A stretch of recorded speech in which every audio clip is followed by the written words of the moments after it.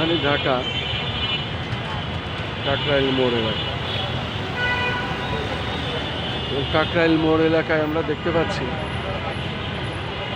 মোটামুটি সমস্ত পরিবহনই চলছে, গাড়ি চলছে, রিক্সা চলছে, ভ্যান চলছে, অটো চলছে এবং সুন্দরভাবে চলছে আমরা দেখতে পাচ্ছি।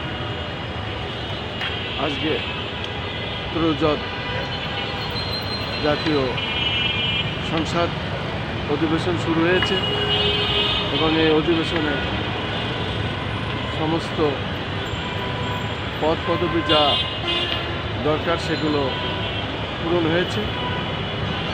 সংসদ অধিবেশন মানুষ খুব মন ভরে দেখছে, যেহেতু ইন্টারনেটের যুগ এবং সব কিছু স্বাচ্ছন্দ্যভাবে হচ্ছে।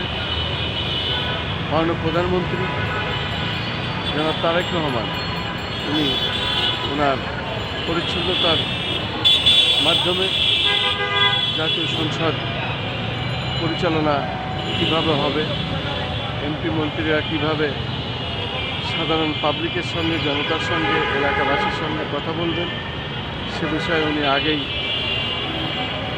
ব্যাখ্যা দিয়েছেন এবং জানিয়েছেন।